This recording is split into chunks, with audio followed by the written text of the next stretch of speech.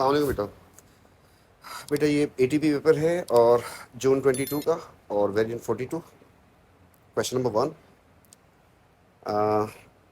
Student driven concentration of potassium manganate by titrating with ethanoic acid ethane dioic acid. इससे ये आपको equation दी थी है और सम पीस ऑफ ऑपरेटर्स जो है आपने शो किए इसमें, और उनके नाम पूछ रहा है। मेरे ख्याल में नाम पूछे इसने। पहले का नाम जो है आपके पास हो जाएगा ब्यूरेट, दूसरी का नाम जो है दैट इज पिपिट, तीसरे का नाम जो है दैट इज कोनिकल फ्लास्क, और इसका दूसरा नाम जो है दैट इज टाइट्रेशन फ्लास्क भी कहते हैं इसको।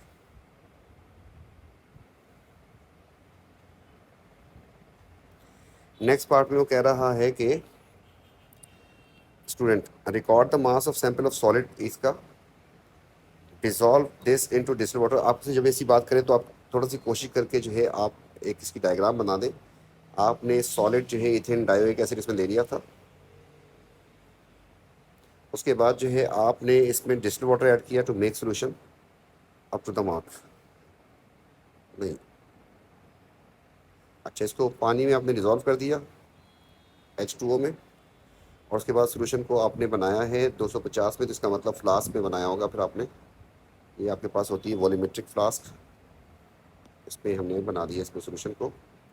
तो ये आपके पास सॉलिड था, इसमें आपने 250 तक से बाकी डिस्टिल्ड वाटर डाल दिया, सोल्यूशन बन गया आपके पास। ये आहिस्ता आहिस्ता सारे का सारा डिज़ोल्व हो गया होगा। जब उसने कहा सोल्यूशन बन गया तो बन गया होगा भाई। एंड 250 का वॉल्यूम था। इस 250 में से उसने क्या किया है, 25 जो है ट्रांसफ़र किए हैं एन बी में, मतलब इसी में किए होंगे, टाइट्रेशन कर रहा है ना बी, सॉरी पिपेट में। I use this to transfer this into C. तो आपके पास ये सी थी, फ्लास्क सी थी, और आपके पास इस चीज़ से उसने ट्रांसफ़र किया, ठीक है, पिपेट से। ये बी था आपके पास। 25 सेंटीमीटर की आपने इसमें से सोल्यूशन इसमें ट्रांसफ़र कर दिया। इसके बाद 10 सेंटीमीटर की उसमें आपने डाल दिया सल्फ्यूरिक एसिड, डाल दें H2SO4।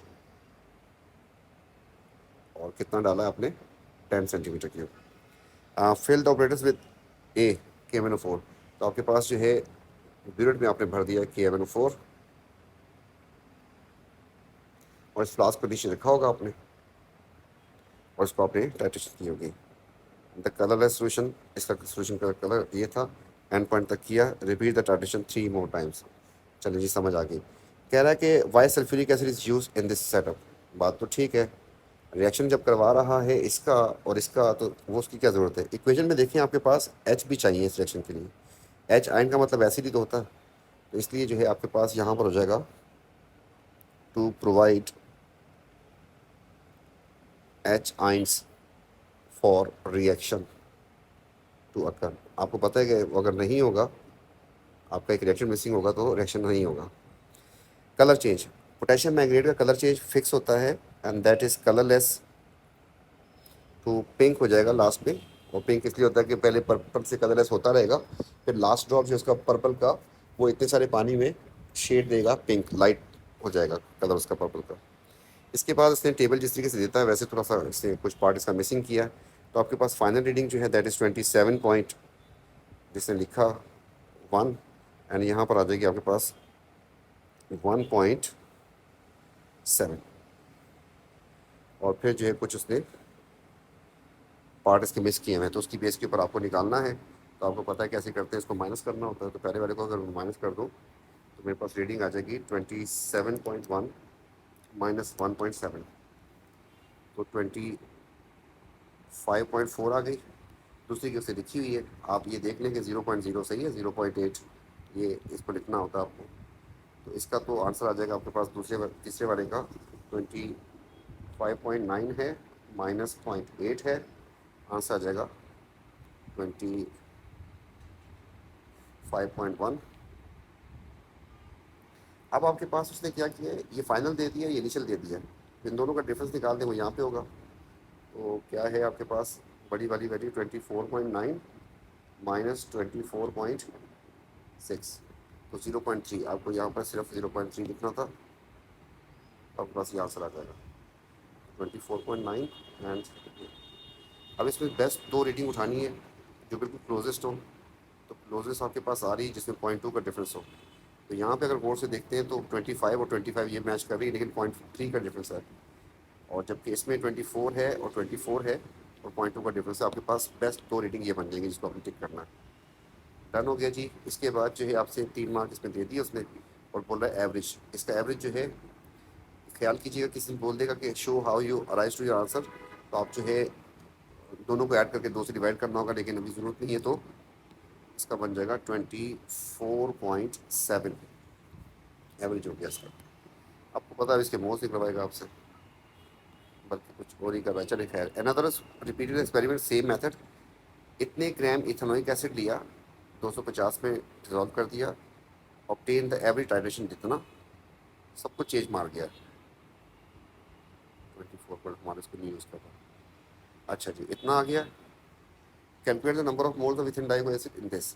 लेकिन कभी भी आपके पास ये क्वेश्चन आता था, इससे होता क्या था, हमारे पास हर टाइट्रेशन में क्वेश्चन आता है कि आपसे कहता है कि मोल्स निकाल दो, मोल्स निकाल दो, वॉल्यूम दे दिया आपको। तो आपके पास फार्मूला चल रहा होता है क्या, C is equal to N upon V वाले से हम निकालते हैं N is equal to C into V. अब वॉल्यूम तो आपको दे दिया उसने, 25/1000 कर दिया आपने। कॉन्सेंट्रेशन उसने हाइड कर दी, कॉन्सेंट्रेशन उसने किसी और तरीके से दिया आपको। तो आपको कॉन्सेंट्रेशन किस तरीके से दे रहा है कि आपको यहाँ पर मास बता दिया इसका, और इसी सोल्यूशन का मैं इसकी बात कर रहा हूँ। ये उसने इस तरीके से बनाया था, इस तरीके से अननोन सा डेटा दे दिया, तभी इसके मार्क्स भी 2 रखे होंगे।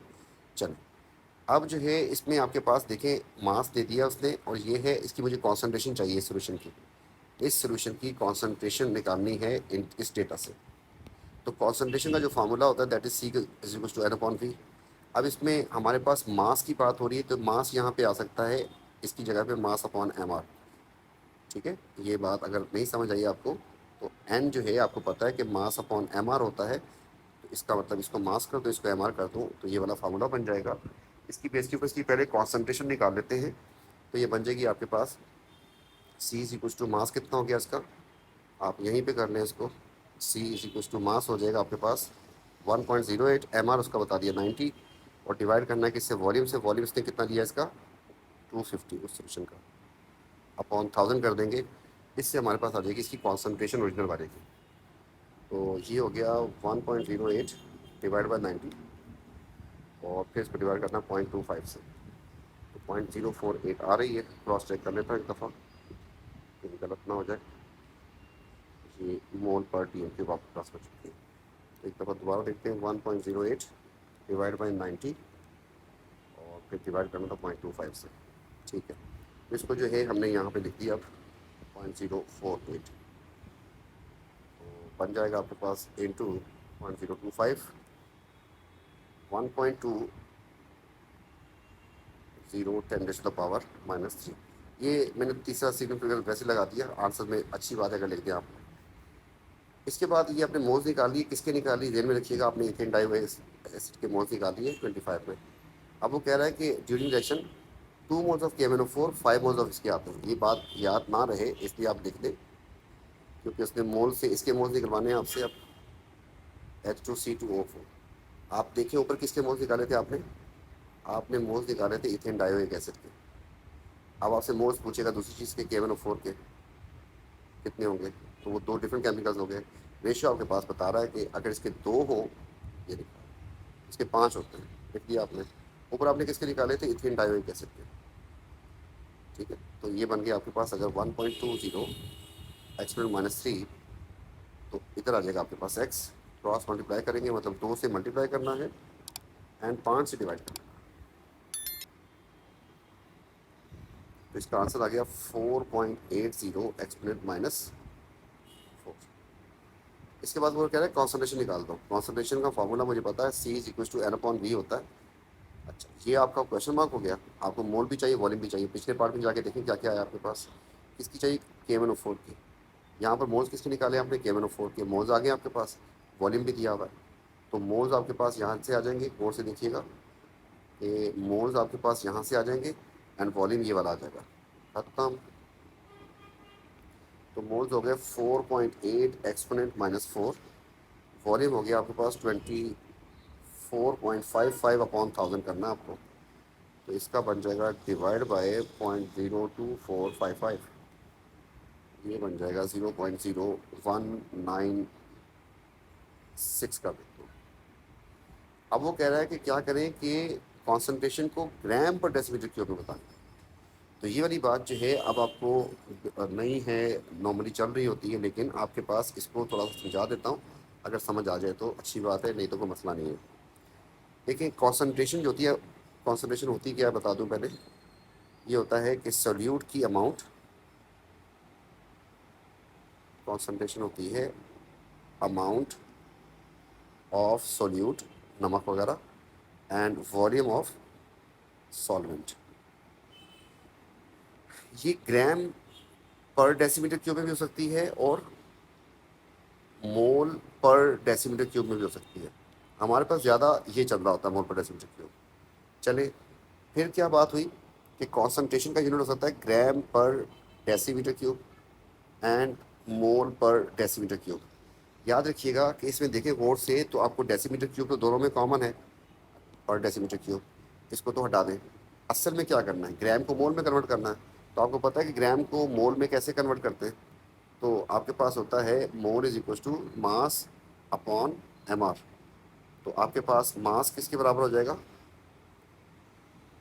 मास हो जाएगा एन इंटू एम आर के। तो अगर आपको कभी ये काम करना हो, ग्राम को मोल में कन्वर्ट करना हो, तो पहली बात कि अगर आपके पास ये हो, इसको अगर मैं एम आर से डिवाइड कर दूँ तो सोचे ना, मोल बन जाएगा ना इससे। ठीक है, तो इस बात पे अब से एक बात पक्की ठक्की रख लें, क्योंकि यहाँ पर थोड़ा सा एक कदम ये लेने की ज़्यादा कोशिश कर रहा है। तो ये कभी भी अगर आपको ग्राम से इसमें जाना हो तो आप इसको एम आर से डिवाइड कर दें, तो आपके पास बन जाएगा मोल पर डेसीमीटर क्यूब। और अगर आपको मोल से ग्राम में जाना हो, ग्राम पर डेसीमीटर क्यूब में जाना है किस चीज़ से, मोल पर डेसीमीटर क्यूब से, तो मोल को क्या करना है आपने, एम आर से मल्टीप्लाई कर देना है।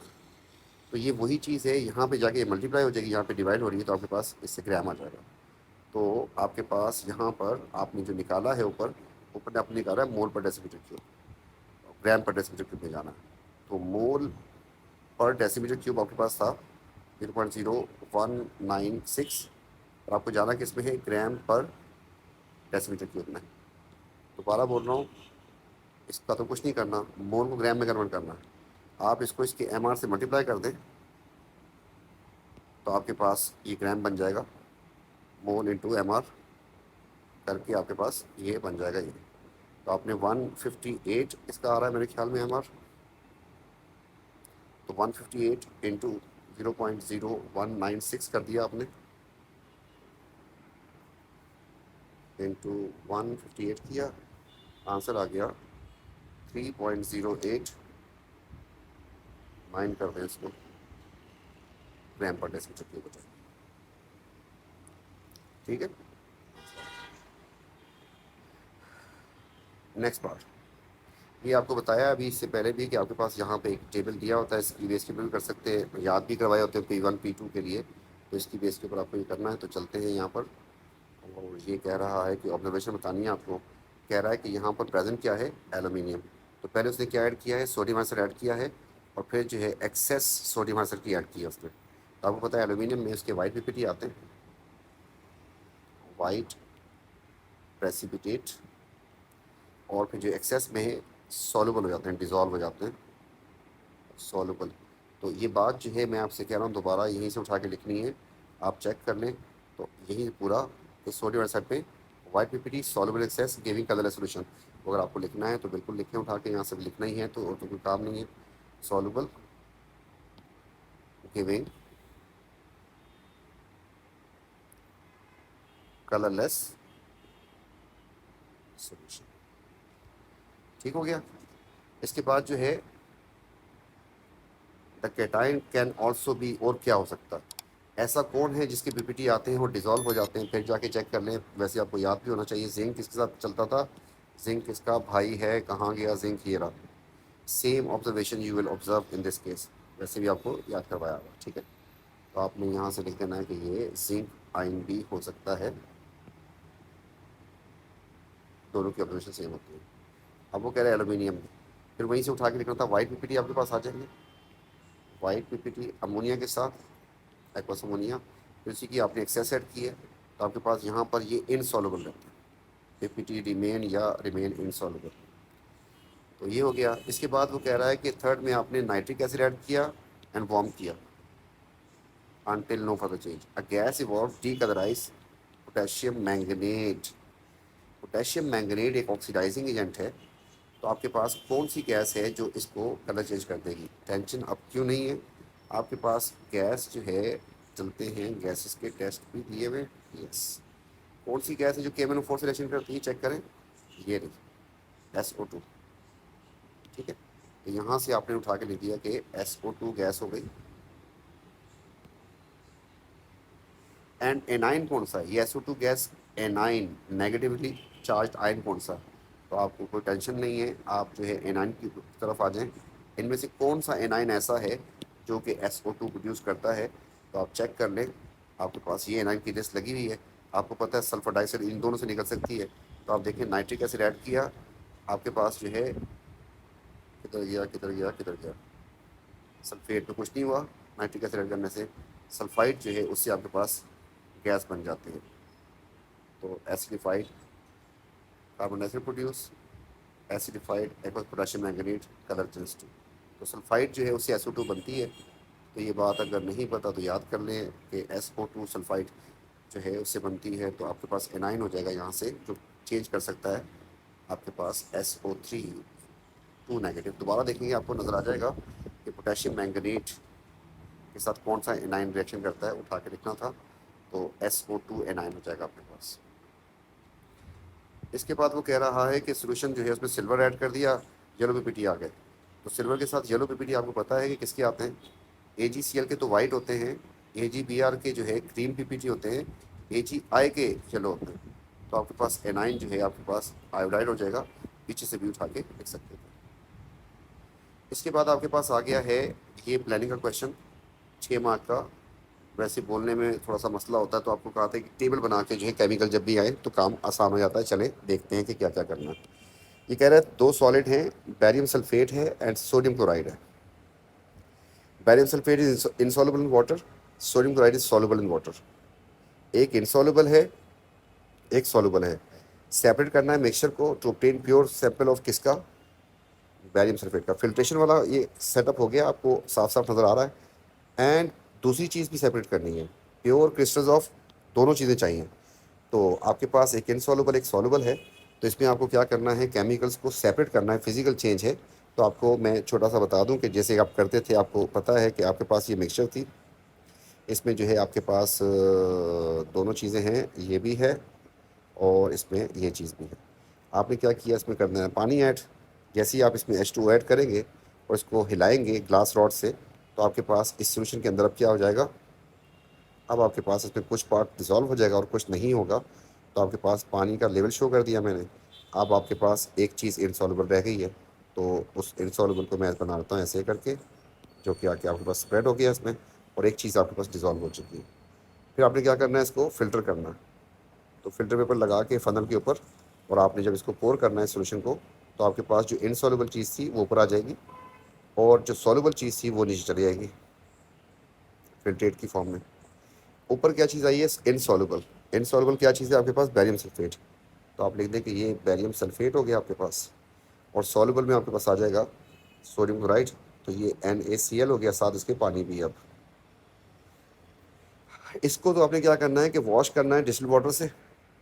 इस वाले को डिस्टिल वाटर से आपने वॉश करना है और लीव टू ड्राई कर देना है।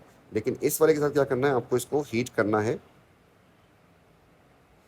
और उसके बाद जो है इसका वाटर जो है उड़ जाएगा, एवोपरेशन हो जाएगी। उसके बाद जो है इसको ठंडा करेंगे, तो आपके पास जब थिक सोल्यूशन बन जाएगा तो उसमें आपके पास क्रिस्टल्स आ जाएंगे, और उसको जो है हम फिर फिल्ट्रेशन से सेपरेट कर लेंगे, या क्रिस्टल्स अपीयर तक का टेम्परेचर देख लेंगे। तो ये सबको ही बड़े आराम से 6 मार्क का था, आप लोग आराम से कर सकते हैं इसमें। तो नंबर 1 हम लिखेंगे यहाँ पर, ट्रांसफ़र मिक्सचर बोला है ना इसने, मिक्सचर मिक्सचर इनटू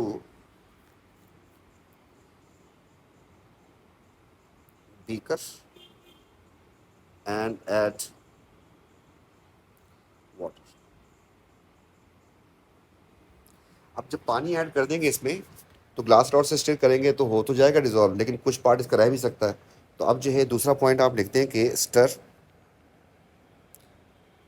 बल्कि इसको थोड़ा सा वार्म भी कर लें, ठीक है, ताकि कंफर्मेशन में वो डिज़ोल्व हो जाए। Heat and stir the mixture, ये भी कर दिया आपने। हीट करने से जो अमाउंट उसकी थोड़ी बहुत है वो भी इंश्योर हो जाएगा सारी डिज़ोल्व हो गई है। तीसरा पॉइंट हो जाएगा आपके पास filter and wash the residue with distilled water. Wash कर दिया आपने, उसके बाद leave to dry the crystals of barium sulphate, वो जो रेजिड्यू था। ये कहानी यहाँ पे ख़त्म नहीं है, आगे जा रही है। अगले पार्ट में आपको जो नीचे फिल्ट्रेट आ गई थी उसको आपने अब एवोपरेट करना है। Evaporate the filtrate. अच्छा, मैं यहाँ पे लिख दूंगा ना अगर एक मार्क के लिए कि टिल क्रिस्टलाइजेशन, तो बात तो ख़त्म हो गई। लेकिन मुझे पता नहीं है क्योंकि ज़्यादा मार्क्स हैं इसके, तो मार्क्स में मसला ना आ जाए। तो एवोपरेट द फिल्ट्रेट, इसके लिए आपको क्या करना होता है फिल्ट्रेट की इसके लिए आपके पास फर्दर जो पॉइंट्स आ जाते हैं। नंबर 1 पहले हीट, इसके ऑर्डर में evaporate the filtrate till crystallisation, ये तो लिख देता हूँ मैं, टिल क्रिस्टल्स अपीयर। और आपको प्योर सैंपल चाहिए भी उसका, ठीक है। और फिर इसको क्रिस्टल्स को आपने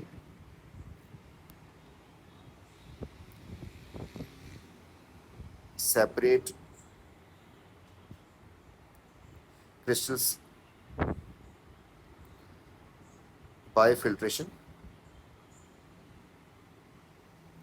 आप सॉल्युबल सॉल्ट के फिल्टर को जो है कभी वॉश नहीं करते, ठीक है। Filtration and leave to dry. ये जो बात बोली है, इस पूरी चीज़ की समरी जो है, इसको एलोबरेट भी कभी करना पड़ जाता है। तो पहले आप सोल्यूशन को स्ट्रांगली हीट करते हैं ताकि जो है उससे थिक सोल्यूशन सा बन जाए। हीटिंग क्लोज कर देंगे हम, तो इसको जैसे ही ठंडा होने देंगे, कूल होने देंगे, तो होगा क्या कि इसी ग्लास के अंदर आपके पास जो है ना, इस लिक्विड के अंदर आपको पीपीटी क्रिस्टल्स नजर आने शुरू हो जाएंगे। फिर हम कर देंगे इसको फिल्टर करेंगे तो क्रिस्टल्स आपके पास यहाँ पर आ जाएंगे और सोल्यूशन जो एक्सेस थी वो नीचे निकल जाएगा। तो इस सॉलिड को जो है हम फिर ओपन एयर में ड्राई कर लेंगे, ठीक है। तो एवोपरेशन के लिए जो है हम एवोपरेटिंग डिश यूज़ करते हैं, वो आप लिख सकते हैं इसमें, ठीक है। क्लास लिखकर भी करते हैं, यहाँ पे कर सकते हैं, ठीक है। तो ये आपके पास हो जाएगा, 6 मार्क तकरीबन आ जाएंगे। तो कोई मसला हो तो कमेंट्स में लिख लीजिएगा आप लोग अगर कोई मार्क मिसिंग हुआ। क्वेश्चन नंबर 3 में it says a student measured the temperature change during reaction between HCl and sodium hydroxide. I told you earlier कि एसिड बेस रिएक्शन जो है एक्सोथर्मिक होते हैं। बहरहाल स्टार्ट हुआ इसमें, वो आपको बता रहा है कि मेन सिलेंडर से 25 सेंटीमीटर क्यूब इसका लिया है इसने।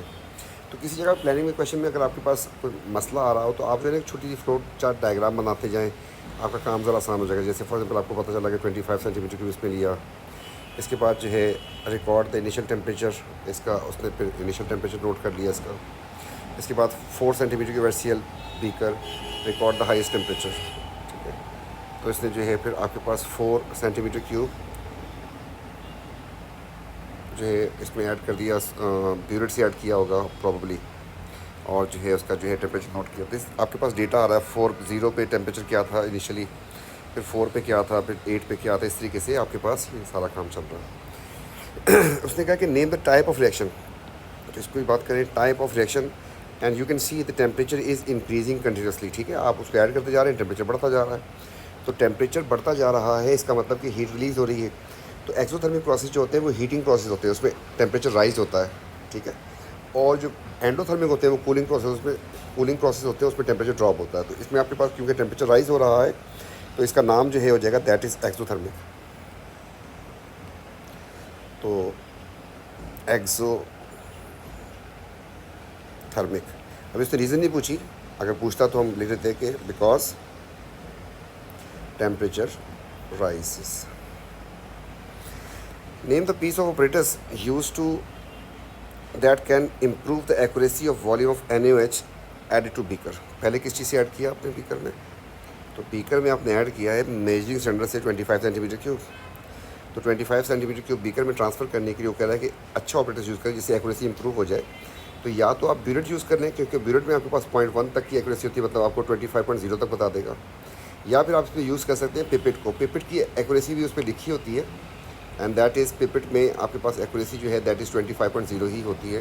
तो आपके पास पिपेट और ब्यूरेट दोनों कर सकते हैं। ब्यूरेट में ज़रा टाइम लग जाता है, ये पिपेट ज़रा फास्टेस्ट होती है, बस फिल किया और ड्रॉप कर दिया उसमें।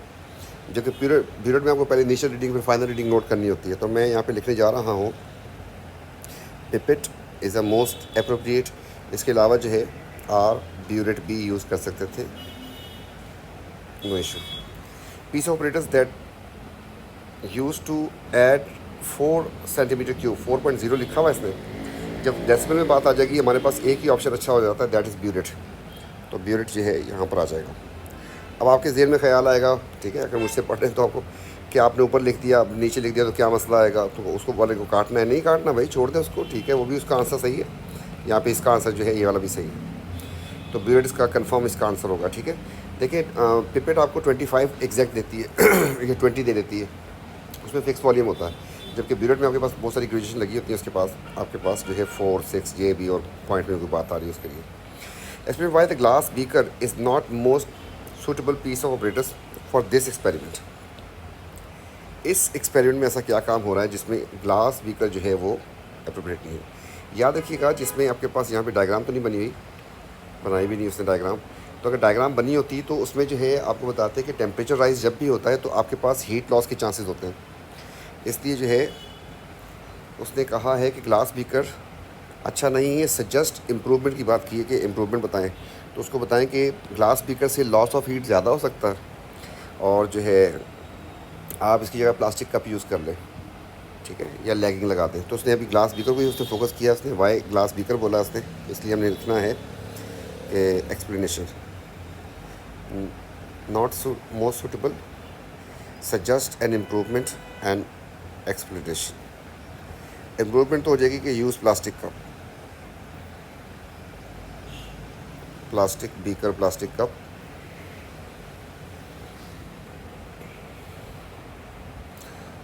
Instead glass beaker.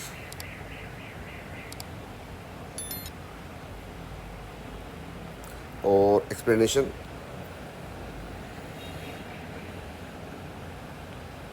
heat loss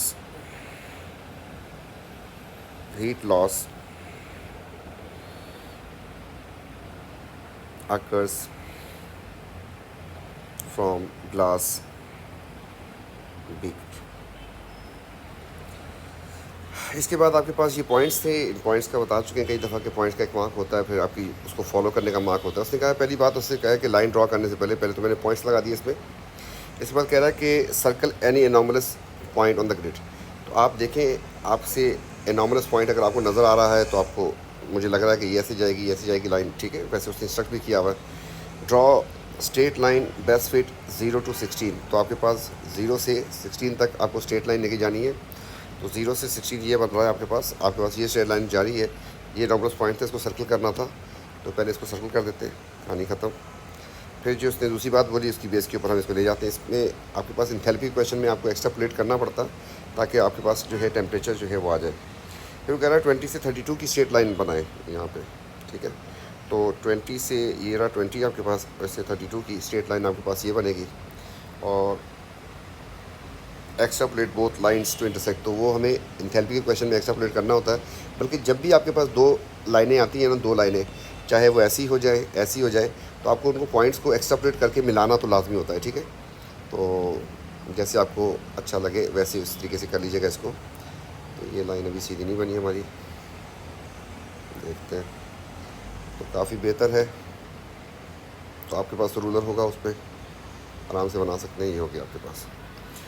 अच्छा जी, इसके बाद कह रहा है use intersection to determine the minimum volume. आपको इससे पहले भी बताया था आपको कि इस जगह से आपके पास एक तो यहाँ पे आएगा हाईएस्ट टेम्परेचर, ये T2 होगा आपका, जबकि ये T1 होगा। इसके डिफरेंस से आपके पास डेल्टा T आ जाएगा, ठीक है, पहली बात। दूसरी बात, यहाँ से ये जो था ना आपके पास, यहाँ से एंड पॉइंट आ जाएगा, मतलब इतना वॉल्यूम इसका यूज़ हुआ और रिएक्शन कंप्लीट हो गया, न्यूट्रलाइजेशन कंप्लीट हो गई है।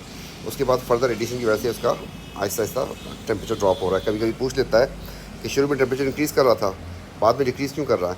तो इसलिए कर रहा है कि आपने जब ब्यूरेट से इसको तो उतारना शुरू किया HCl को, तो पहले आपके पास बीकर में क्या चीज़ थी? पहले बीकर में आपके पास था सिर्फ NaOH। तो इसका टेम्परेचर एक पर्टिकुलर था, ऊपर से आता गया, रिएक्शन होता गया, टेम्परेचर आपको बढ़ता गया, और फिर जो है एक टाइम आया, रिएक्शन ख़त्म हो गया। उसके बाद जो है further addition of cold acid that will cause decrease in temperature. ठीक है, तो खैर अभी तो नहीं पूछा उसने मिनिमम वॉल्यूम, तो मिनिमम वॉल्यूम को बोला है, तो वॉल्यूम की तरफ आपने एक यहाँ से लाइन खींचनी है, याद रखिएगा। उसने आपके ग्राफ को देख के मार्क देने, यहाँ से आपने लाइन खींचनी है इसकी, और तकरीबन सेट ही बैठ रही है। तो ये देख लेते हैं 17 पॉइंट मेरे ख्याल में, ऊपर से देख लें जुड़ी हुई है, सही, हाँ सही है। तो 17.5 ऐसा कुछ कर देते हैं मेरे ख्याल में, देखते हैं कौन से। ये हो गया आपके पास 17 और 18 हो गया, तो 17.4 कर लेते हैं, 17.5 कर लेते हैं, तो वो आपके ग्राफ को देख के मार्क दे देगा। 17.4 कर रहा हूँ मैं इस वक्त। अच्छा जी, इसके बाद जो है ये इसके 2 मार्क दे रहा है, extrapolate both lines so that intersect, नहीं बल्कि इसका भी ये साथ मिला के। तो एक लम्हा किसका था, एक इसका था, और इसके बाद चले आगे बढ़ते हैं। Use the intersection determine the delta T. ये बात आपको पहले ही बता दी थी कि आपके पास ये था, आपके पास आप यहाँ पर भी उसको वर्किंग करके दिखा दें, रूलर उठाएं, उससे काम करके दिखाएं उसको कि आपके पास यहाँ से आपके पास एक टेम्परेचर आ रहा है, इसको नोट कर लें। थोड़ा सा नीचे करना कर दें, आपके पास काफ़ी है वो इतना ग्राफ में, उस हिसाब से देख लेगा। तो ये हो गया आपके पास T2 जो बन रहा है आपके पास 33 है और 34, तो 33.2 हो गया जी। और इनिशियल टेम्परेचर जो है आपके पास वो आ रहा है 24 पॉइंट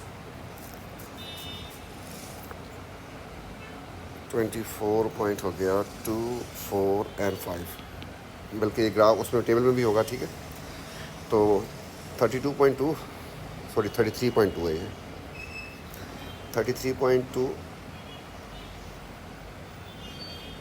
माइनस 24.5, इसको माइनस करेंगे, हमारे पास इसका आंसर आ जाएगा। देखते हैं जल्दी जल्दी। 33.2 माइनस 24.5, तो इसका आंसर आ गया आपके पास 8.7। इसके बाद नेक्स्ट पार्ट में कह रहा है कि heat exchange during reaction can be calculated using expression below. Heat change, temperature, mass of solution, specific heat capacity, temperature change. तो यहाँ पे कह रहा है कि 1 सेंटीमीटर क्यूब सोल्यूशन हैज़ मास इतना, तो जितना सोल्यूशन का सेंटीमीटर क्यूब होंगे उतना उसका मास होगा।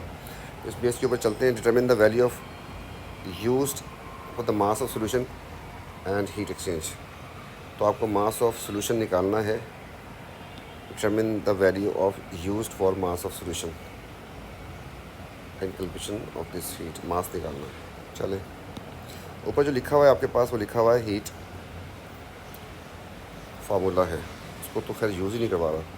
मास ऑफ सोल्यूशन जो आपने यूज़ किया है यहाँ पे आपके पास इसमें आ रहा है कितना यूज़ किया, आपको देख लें ज़रा इसको और से। आपने शुरू में इसका 25 ऐड किया था, ठीक है, और इसका 4 ऐड करते गए, बहुत आगे तक चले गए, लेकिन न्यूट्रलाइजेशन का इस पॉइंट पे हो गई थी आपके पास, उस पॉइंट का आपने लेना है। देखें पहले आपके पास बीकर में ये था 25 सेंटीमीटर क्यूब, उसके बाद आपने ब्यूरेट से इसको फिल किया, तो ब्यूरेट से जब फिल किया तो आपने तो बहुत ज़्यादा ऐड किया वॉल्यूम, इसका रिएक्शन तो ख़त्म हो चुका था, टेम्परेचर राइज होने के बाद ड्रॉप भी हो चुका है, तो आपको इसका वो वॉल्यूम देना जहाँ पे एंड पॉइंट हो गया था। तो आप जो है ग्राफ से वो वॉल्यूम निकाला था 17.4 आ रहा है, तो आपने 17.4 यहाँ से आप समझ लेंगे ये इसमें आया था, ये टोटल वॉल्यूम हो गया जो आपके पास मास आएगा इसका। तो यहाँ पे दोबारा देख लें इसको और से। The heat exchange of the reaction is calculated by using expression ये आपके पास आ गया mass of solution specific capacity 1 centimetre की इतना। Determine the value determine determine the value used for the mass of solution in calculation of this। तो आपको mass of solution का जो है 25 इनिशियल था उसका एंड 17.4 बाद में था। तो आपके पास मास ऑफ सॉल्यूशन बन जाएगा 0.4 का, तो 0.4 ही आ जाएगा।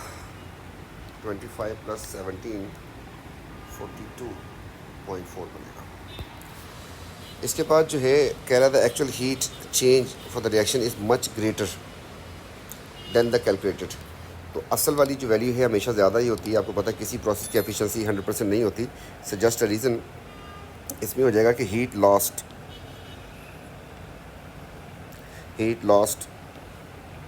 To the surrounding. देखिए उस सेटअप में हीट तो लॉस होनी है, ऊपर से भी साइडों से भी, चाहे आप प्लास्टिक कप भी यूज़ करते हैं तो इसको हम रोक नहीं सकते। इम्प्रूव कर सकते हैं, रोक नहीं सकते। तो ये नेक्स्ट क्वेश्चन आ गया आपके पास। अब जो है आपके पास यहाँ पर जो सेटअप किया हुआ है इसने, ये डायग्राम भी सीख लीजिएगा। डायग्राम खैर ड्रॉ करने को भी आ सकती, चांसेस बहुत कम है, आप पेपर 2 में आती है वैसे। तो यहाँ पर आपके पास जो है उसने कहा है कि operators showed electrolysis of dilute sulphuric acid producing hydrogen and oxygen. देखिए अगर हाइड्रोजन भी बन रही है, डाइल्यूट सल्फ्यूरिक एसिड है, एंड ऑक्सीजन भी बन रही है, तो आप यहाँ पर छोटा सा काम कर लें। सल्फ्यूरिक एसिड में आपके पास आयंस हो जाएंगे ये 2, एंड साथ पानी के भी आयंस होंगे।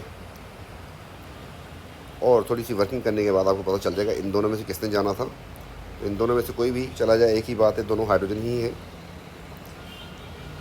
और उन दोनों में से किसने जाना था, एनाइन में से आपको पता है सल्फेट तो जाता ही नहीं है। तो अगर सल्फेट नहीं जाता, फॉस्फेट नहीं जाते, तो कौन जाएगा, फिर OH जाएगा। और आपको पता है कि इसके क्या क्या होगा। तो उसने कहा कि name give the name of each electrode.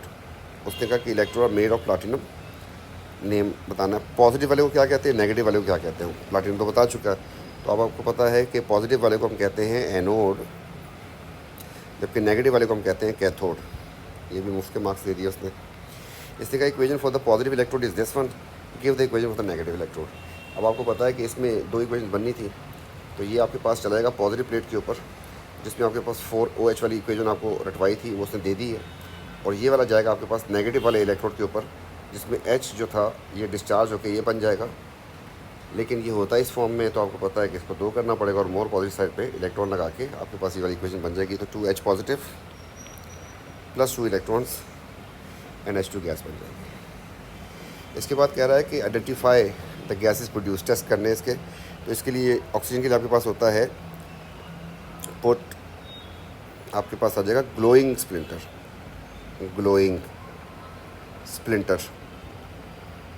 And observation क्या हो जाएगी, इट विल बी रीलाइटेड। हाइड्रोजन के लिए आपको फिर स्प्लिंटर लेके आना है, but this time lighted splinter लेके आना है, बर्निंग स्प्लिंटर लेके आना है, लाइटेड स्प्लिंटर। एंड यहाँ पर it Burns with pop sound, या सिर्फ लिख दें पॉप साउंड प्रोड्यूस, तो वो भी काफ़ी है।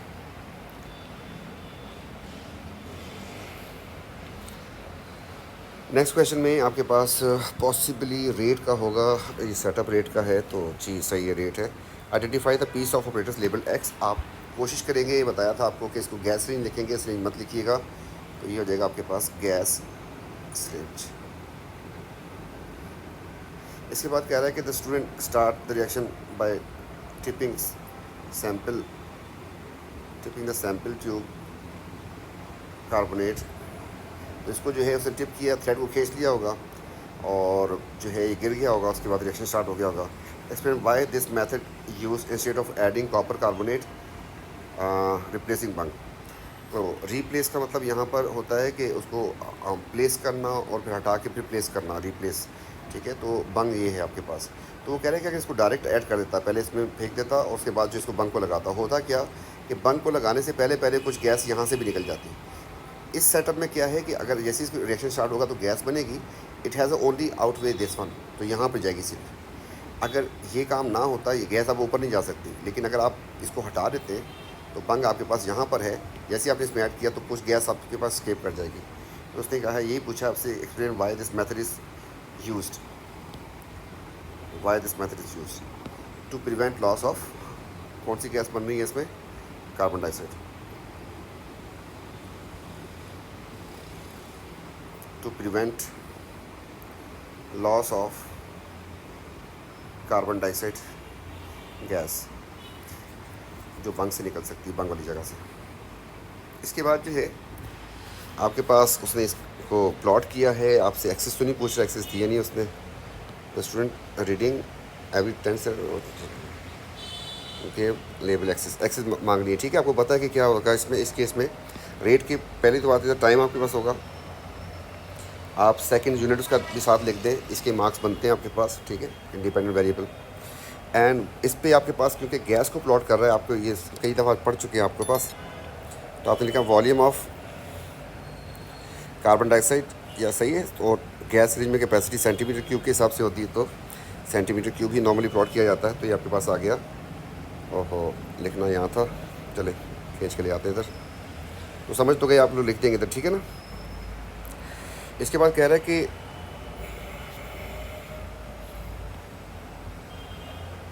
यहाँ पे टाइम आ जाएगा, यहाँ पे वॉल्यूम ऑफ कार्बन डाइऑक्साइड, साथ कोशिश करेंगे यूनिट भी लिखने। List 3 things students sees happening during this reaction. चलते, एक तो जैसे इसमें गिरेगा तो आपके पास एफरवेसेंस आएंगे, फिजिंग होगी, ठीक है। दूसरी बात, आपको पता है कि सारे कार्बोनेट क्या होते हैं, इनसॉल्युबल होते हैं, तो वो कार्बोनेट जो है वो डिसअपेयर हो जाएगा इस फ्लास्क के अंदर, जो है इस फ्लास्क के अंदर आहिस्ता आहिस्ता वो कार्बोनेट जो पहले सॉलिड था, अब वो डिसअपेयर हो जाएगा, डिज़ोल्व होता जाएगा, रिएक्शन करता जाएगा, तो उसकी अमाउंट कम होगी या डिसअपेयर हो जाएगा फाइनली। तीसरी चीज़ जो है, कॉपर कार्बोनेट जो है वो ग्रीन कलर का होता है, वैसे बताया था आप लोगों को, अगर नहीं बता तो आपके पास इसने जाके बनाना क्या है, इस केस में बन क्या रहा है, कॉपर सल्फेट बन रहा है, तो कॉपर सल्फेट बन जाएगा तो उसका कलर क्या होगा, ब्लू हो जाएगा। तो 3 बातें मैंने बोली हैं, बबल्स आएंगे आपके पास कार्बन डाइऑक्साइड के, एफरवेसेंस, उसके बाद सॉलिड जो है डिज़ोल्व होगा और फिर ब्लू सोल्यूशन बन जाएगा। और उसने कितनी पूछी हैं, 3 ही पूछी हैं उसने, ठीक है। और अगर कुछ और पूछता तो एसिड के सारे रिएक्शन जो है वो क्या होते हैं, वो एक्सोथर्मिक होते हैं। यहाँ पे सीज बोल दिया, इसका मतलब सिर्फ ऑब्जर्वेशन जो है आपको जो आंखों से देखेंगे वही लिखना है। अगर ऑब्जर्व करता ऑब्जर्वेशन लिखो तो उसमें आपके पास हीट लॉस जो है, सोल्यूशन बिकम हॉट जो है, वो वाली भी ऑब्जर्वेशन आ जाती है यहाँ पर। तो number 1 effervescence of carbon dioxide gas. दूसरा, copper carbonate disappear, dissolve. Number 3 blue solution form. Use the graph to explain why what happened to the rate during the reaction. अच्छा, ये वाली बात जो है हम आपको दिखा देते हैं कहीं से, तो स्पीड ऑफ रिएक्शन, ये मेरे ख्याल में स्पीड ऑफ रिएक्शन ही है। ये देखें आपके पास किस वक्त रिएक्शन फास्ट होता है, किस वक्त स्लो होता है, तो आपके सामने है। स्टार्ट में रिएक्शन हमेशा फास्ट होता है। What time reaction fastest start में होता है, क्यों होता है? स्टार्ट में आपके पास रिएक्टिंग पार्टिकल्स की कॉन्सनट्रेशन ज़्यादा होती है, इफेक्टिव क्रिएशन ज़्यादा होंगी तो रेट फास्ट होगा। फिर इसमें से कुछ रिएक्टेंट जो है वो रिएक्शन करके क्या बन जाएगा, प्रोडक्ट, तो आपके पास रिएक्टेंट की अमाउंट कम हो जाएगी, कॉन्सनट्रेशन ड्रॉप हो गई है, जिसकी वजह से इफेक्टिव कोलिजन के चांसेस कम हो गए, एंड एट द एंड कोई ना कोई रिएक्टेंट ख़त्म हो जाएगा। तो जब नहीं होगा तो इफेक्टिव कोलिजन भी होगी, नहीं होगी तो रेट भी नहीं हो सकता। इस बेस के ऊपर आपके पास कह रहा है कि graph what happen to the rate. तो रेट जो है पहली बात बताना है आपको कि रेट को हो क्या रहा है, तो आपने बताना है कि decreases rate of reaction decreases with time. अब वजह बतानी है क्यों। At start concentration of reactant are high, so more effective collision,